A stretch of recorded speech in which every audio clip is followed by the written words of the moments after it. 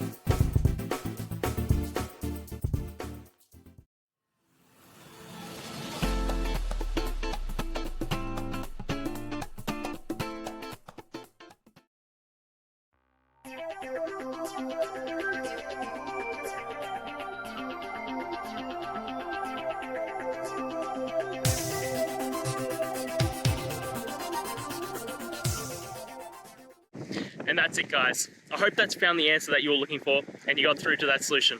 If you did, please hit the subscribe button. I'd really appreciate it.